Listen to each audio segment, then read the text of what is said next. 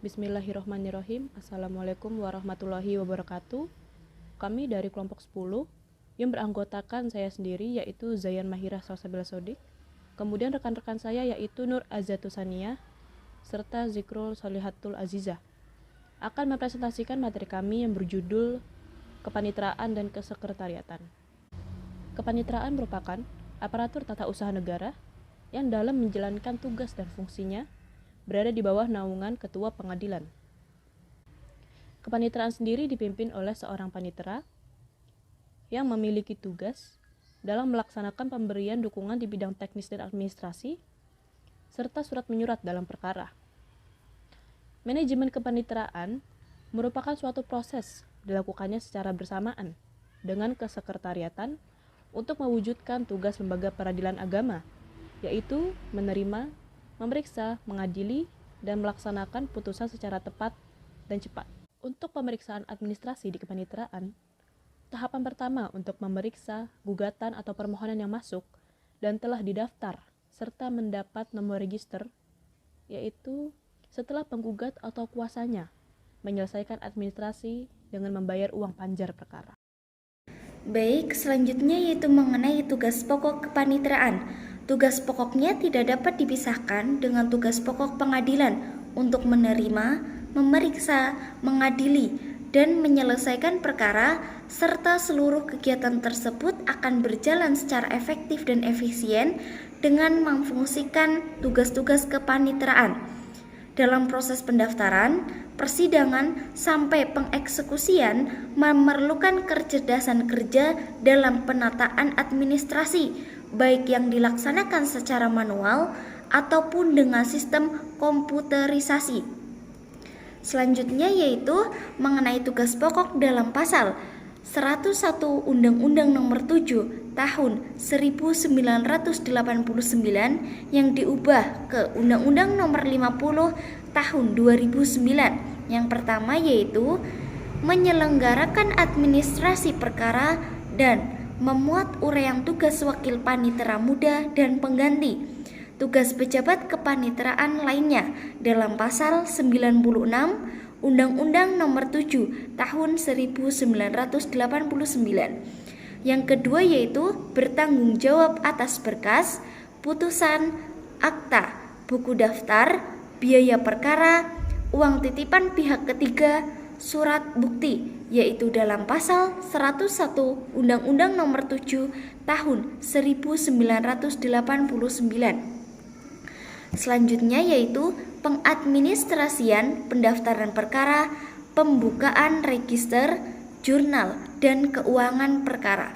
Yang terakhir yaitu membuat akta-akta. Apa aja sih yang dibuat? Yang pertama yaitu pernyataan banding, pemberitahuan pernyataan banding, penerimaan memori banding atau kasasi, pemberitahuan memori banding atau kasasi, pemberitahuan membaca atau memeriksa berkas, pemberitahuan putusan banding atau kasasi, pencabutan permohonan banding atau kasasi, permohonan peninjauan kembali, pemberitahuan adana peninjauan kembali, penerimaan atau penyampaian jawaban permohonan peninjauan kembali, penyampaian putusan peninjauan kembali, pembuatan akta yang menurut undang-undang dibuat oleh panitera.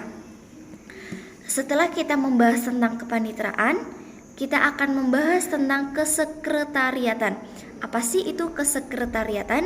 Yang pertama, kesekretariatan merupakan sebuah aparatur tata usaha negara yang dalam menjalankan tugas dan fungsinya berada di bawah tanggung jawab kepala kedua pengadilan. Itu yang pertama.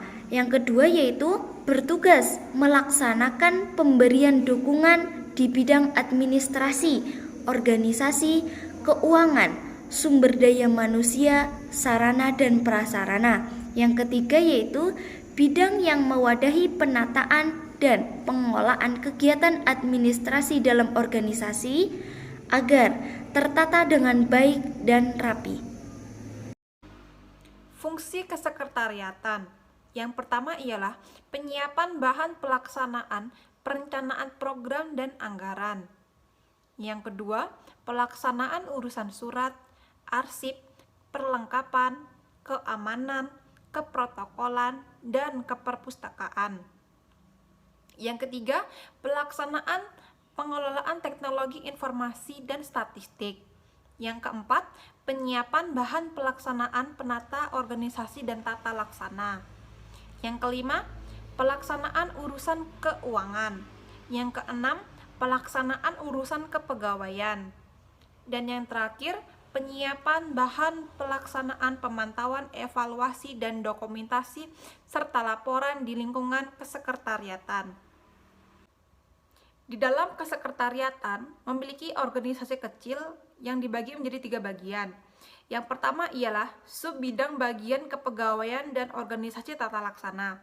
Subbidang ini bertugas melaksanakan kegiatan yang berhubungan dengan bagian kepegawaian, meliputi pengadaan atau pengembangan, kepangkatan atau peningkatan, dan penata usahaan kepegawaian.